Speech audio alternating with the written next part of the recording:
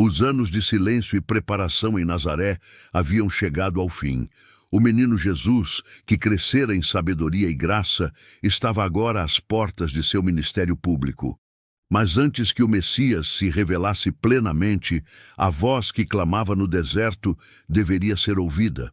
No 15º ano do império de Tibério César, sendo Pôncio Pilatos governador da Judéia, Herodes tetrarca da Galileia e Anás e Caifás sumos sacerdotes, a palavra de Deus veio a João, filho de Zacarias, no deserto. Este João não era outro senão aquele que o anjo Gabriel havia anunciado, o precursor, o último dos profetas, o novo Elias. João Batista pregava um batismo de arrependimento para a remissão dos pecados, cumprindo a profecia de Isaías. Voz do que clama no deserto: preparai o caminho do Senhor, endireitai as suas veredas. Todo vale será aterrado, e todo monte e outeiro será abatido. E o que é tortuoso se endireitará, e os caminhos ásperos se aplanarão, e toda a carne verá a salvação de Deus. Multidões saíam a ele para serem batizadas, confessando seus pecados. João não poupava ninguém, nem mesmo os fariseus e saduceus, chamando-os de raça de víboras. Ele exigia frutos dignos de arrependimento. Quem tiver 2 túnicas, reparta com o que não tem, e quem tiver alimentos, faça o mesmo. Aos publicanos, pedia que não cobrassem mais do que o estipulado. Aos soldados, que não extorquissem e se contentassem com seu soldo. Sua mensagem era clara. A preparação para o Messias exigia uma mudança radical de vida e de coração. O povo estava em expectativa, perguntando-se se João seria o Cristo. Mas João lhes respondia: eu, na verdade, vos batizo com água, mas vem aquele que é mais poderoso do que eu, cujas correias das sandálias não sou digno de desatar. Ele vos batizará com o Espírito Santo e com fogo. A sua pá já está na sua mão, para limpar a sua eira e recolher o trigo no seu celeiro, mas queimará a palha com fogo inextinguível. Estando todo o povo batizando-se, também Jesus veio e foi batizado por João no Rio Jordão. E aconteceu que, enquanto ele orava, o céu se abriu, e o Espírito Santo desceu sobre ele em forma corpórea, como uma pomba. E do céu veio uma voz, dizendo: Tu és o meu Filho amado, em ti me comprazo. A Santíssima Trindade se manifestava publicamente, o Pai falando, o Filho sendo batizado e o Espírito Santo descendo. Era a unção divina para o início do ministério messiânico. Após o batismo, Jesus, cheio do Espírito Santo, foi levado pelo Espírito ao deserto, onde foi tentado pelo diabo por 40 dias.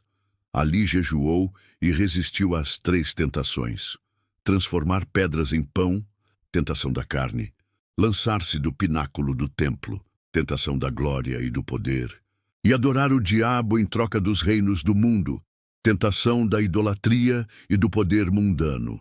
Jesus venceu cada tentação com a palavra de Deus, mostrando que o verdadeiro poder está na obediência e na dependência do Pai.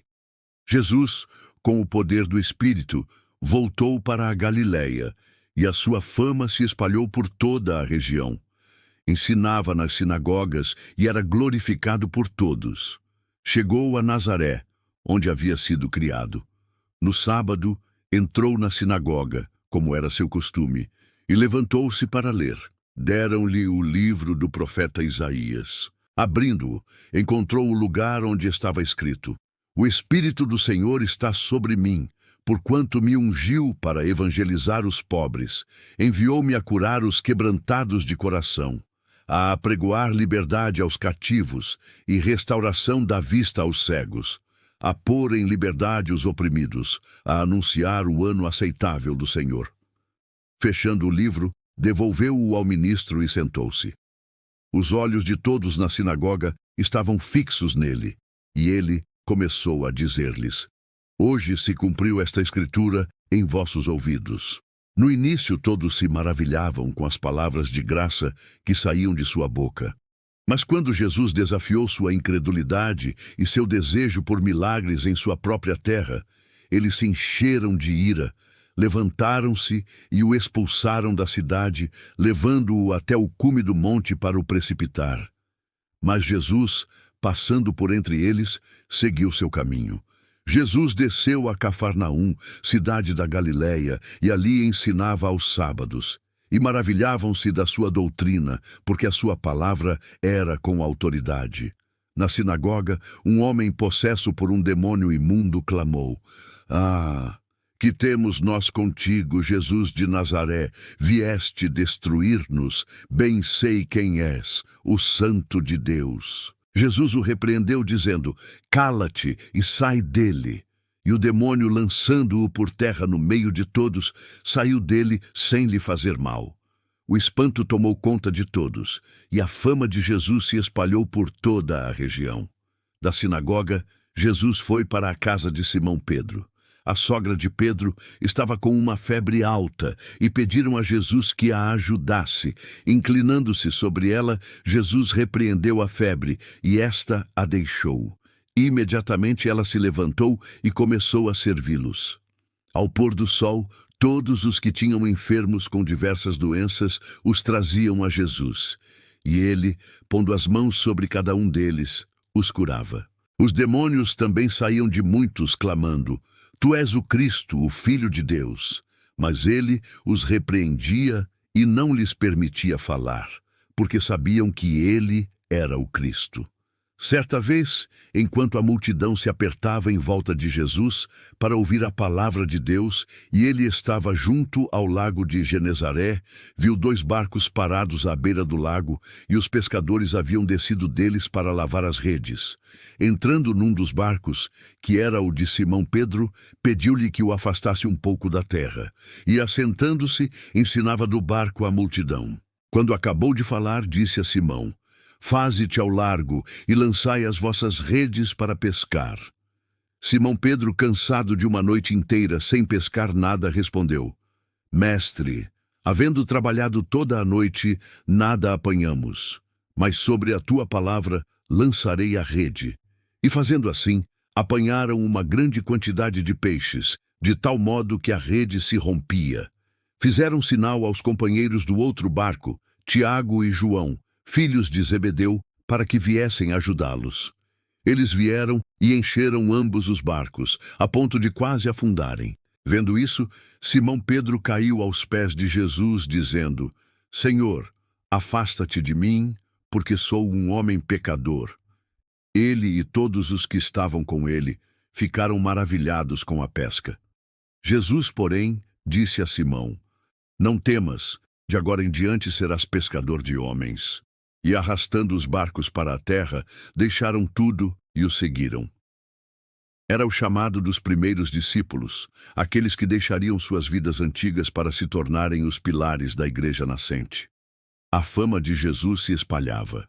Um dia, um homem coberto de lepra, uma doença terrível que o tornava impuro e o isolava da sociedade, vendo Jesus, prostrou-se sobre o rosto e suplicou: "Senhor, se quiseres, bem podes limpar-me." Jesus, movido de compaixão, estendeu a mão, tocou-o e disse: "Quero, sê limpo." E imediatamente a lepra o deixou.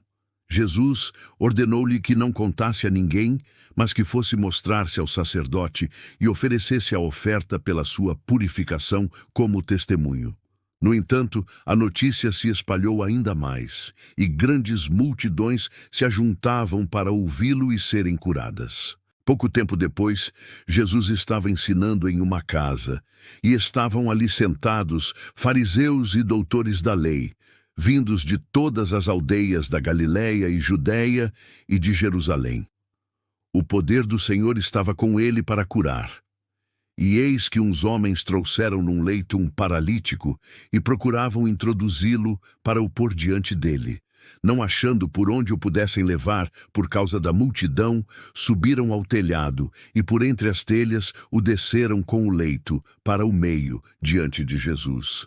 Vendo a fé deles, Jesus disse ao paralítico: "Homem, os teus pecados te são perdoados." Os escribas e fariseus começaram a murmurar: quem é este que profere blasfêmias? Quem pode perdoar pecados, senão só Deus? Mas Jesus, conhecendo seus pensamentos, respondeu: que arrazoais em vossos corações?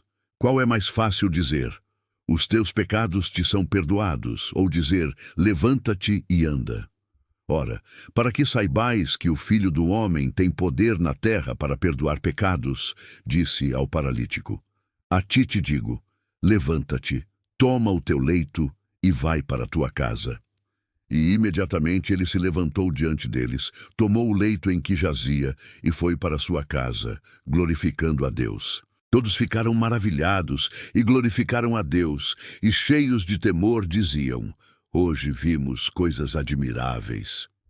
Depois disso, Jesus saiu e viu um publicano chamado Levi, também conhecido como Mateus, sentado na coletoria, e disse-lhe: segue-me.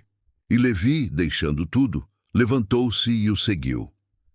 Levi ofereceu um grande banquete em sua casa para Jesus, e muitos publicanos e outros pecadores estavam à mesa com eles.